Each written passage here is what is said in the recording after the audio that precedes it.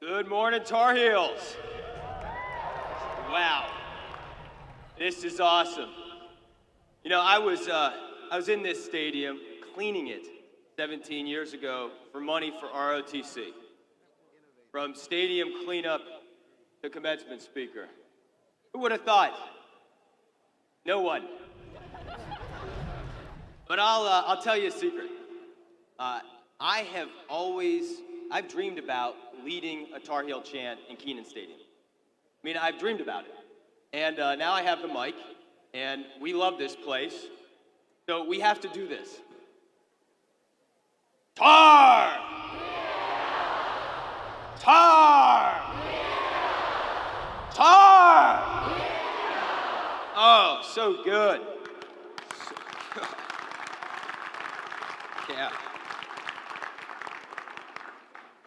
I was in your shoes, and then I graduated, and I've had a roller coaster of 17 years. It's brought me in the face of the tragedy of extreme poverty and the peril of war, as well as the blessing of starting a family and the joy of creating enterprises that have helped thousands of people. And these experiences, both the successes and the setbacks, bring me to my favorite line from my favorite movie. In the movie Platoon, a soldier is traumatically injured. He screams. He's in a place that's not safe, and his screams are putting his unit at risk.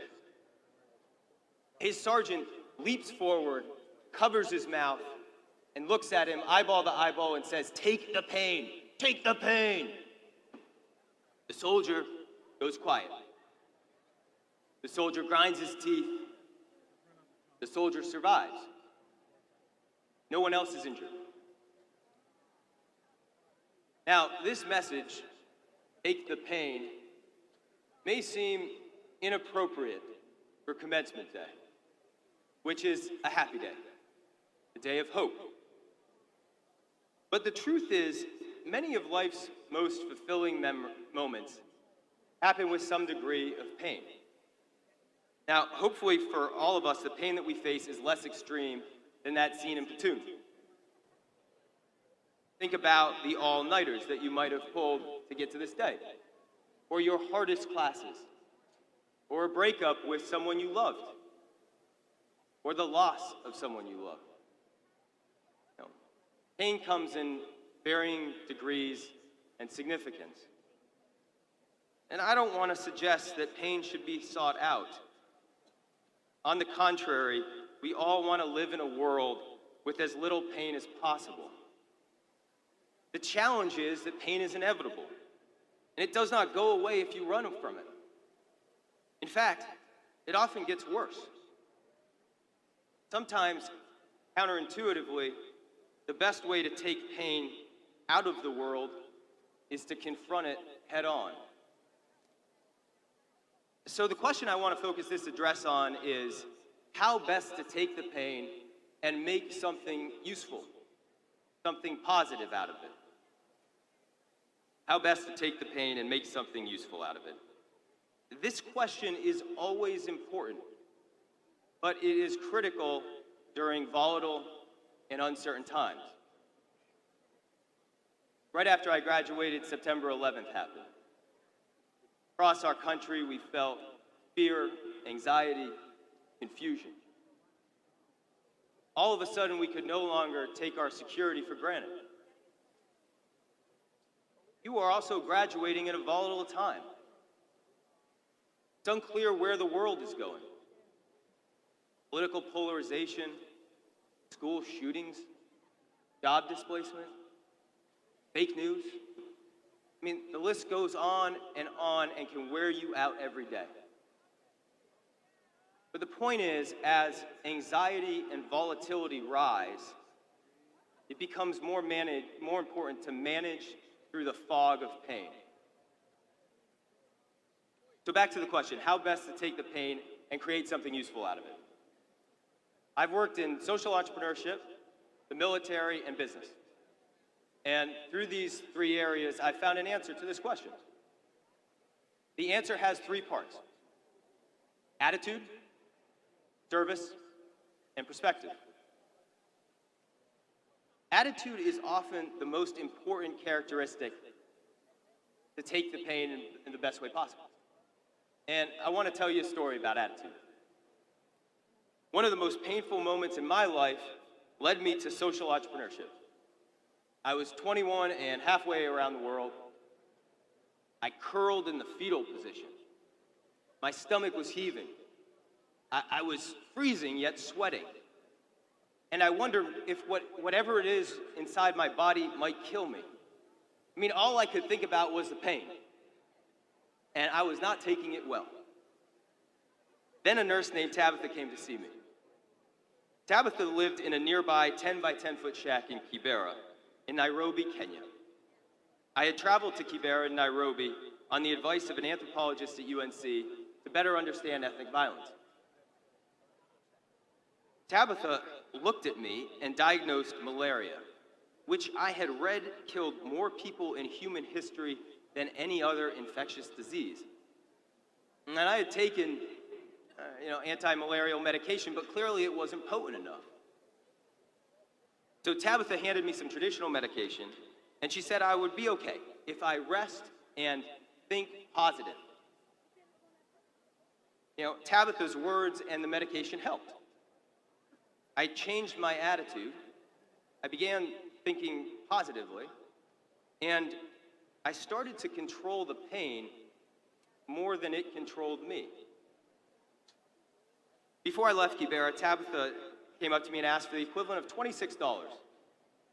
She wanted to start a small business, make some money, and eventually build her own health clinic to help people the way that she'd helped me. So I gave her the $26. When I came back to UNC for my senior year, I couldn't get Kibera out of my mind. With a local native from Nairobi, I decided to start an organization helping kids. I raised some money, and I returned back to Kibera. Tabitha found me and led me to her 10 by 10. But this time, she had two 10 by 10s. The second one was a clinic, and it became part of our organization, which we called Carolina for Kibera. Tragically, years later, Tabitha passed away. She was about as old as I am now. It was not until she passed away that I learned of a terrifying pain that she had endured but never spoken about. Her late husband had lost his mind, attempted to kill her, and then committed suicide, leaving her with 3 kids in the largest slum in East Africa to fend for themselves. Due to circumstances beyond her control, pain was an unavoidable and ever-present part of Tabitha's life. Yet she faced it with a positive attitude, with a can-do attitude. And what a difference that can make. Today, the Tabitha Clinic treats over 15,000 patients per year. It's part of Carolina for Kibera, which is now 17 years old, and Carolina for Kibera is the anchor of the largest public health partnership in a slum community that the US CDC is engaged in around the world. Yeah, it's awesome.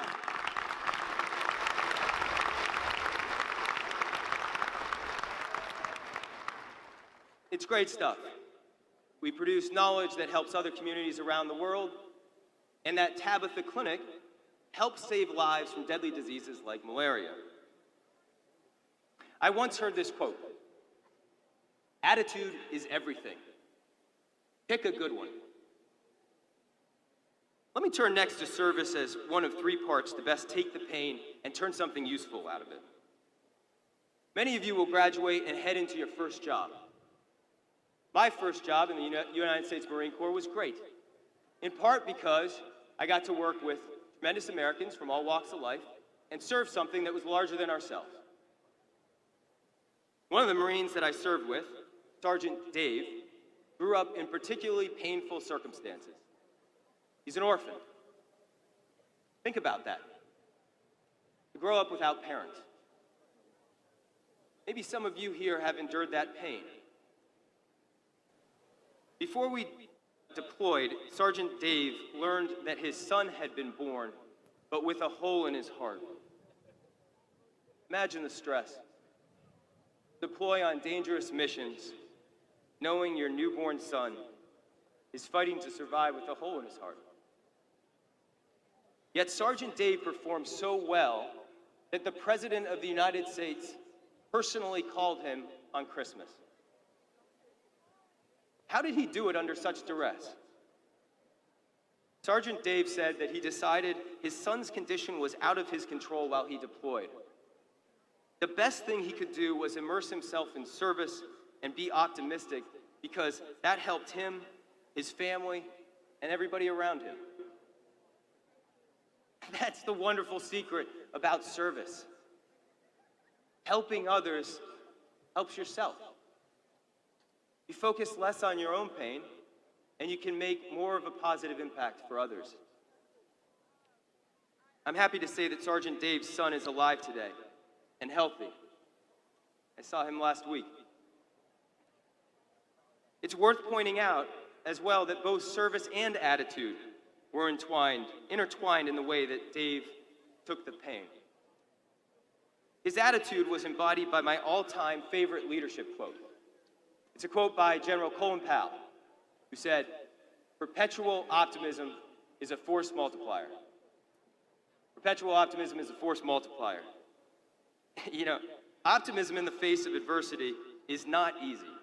But if you can muster the strength and self-control to have it, you will not only get more stuff done, you can lead. This brings me to my third and final point about how to take the pain. Perspective. By the way, it's hot, isn't it? Like, what is it, like 90 here? Feels like we're all melting. Take the pain! Sorry, that's a joke, guys. That's a joke. All right. Third and final point, perspective, one last story. All right. In my first business job, during a summer before I started my MBA, I was asked to compile a list of companies. It was tedious work, somewhat mindless. I did it half-heartedly and turned it in to my boss. When he pointed out 3 spelling mistakes, I reacted poorly. And he said, if I ever make such careless mistakes again, and certainly if I ever react in such a way again, he'd fire me. I was stunned. I tried to make up excuses. Then I called a friend, the Tar Heel. And this friend told me I better change my perspective. The world doesn't revolve around me, he said. I was lucky to have that job while also making enough money that summer to pay for my honeymoon. Thousands of people would see such an opportunity and be grateful for it. Well, he was right. I regained my perspective and doubled down on the work. Yes, it was tedious, but I threw myself into the grind. And years later, that boss actually became a personal investor in a business I co-founded. The truth is, most of the time, pain is not accompanied by glory. It isn't life or death like extreme poverty or war can be. It usually doesn't make for a great story. Our beloved university has helped open our eyes to the world. Keep this perspective. Nurture it. It can help you better take the pain and create something useful, possibly even something transcendent out of it. And speaking of perspective, part of having perspective is being thankful for what you have. We have very special people in the stadium today. Our parents. And of course, today we especially honor Mom on Mother's Day. So parents, moms, thank you and congrats. With your child's graduation, it's celebration time. And just remember, if they come calling for more money, $26 can go a long way. I'm delighted my mom is here today, along with my dad and my wife Tracy. We all met at Carolina. Love having my kids, Sage and Charlotte. They're 5 and 7 here. They were super excited to participate in the Tar Heel chant at the beginning. And by the way, for those of you who don't know, a Tar Heel is reference to soldiers from North Carolina, where tar was once a major industry. The soldiers developed a reputation for holding their ground in battle with such courage that others speculated they must have tar on their heels. So, graduates, Tar Heels, my hope for you and for us is that you do not run from the pain. Maneuver through the stuff that you can, the pain that's unnecessary. For the pain that's part of life, and certainly the pain that's part of making a difference. Keep the tar on your heels.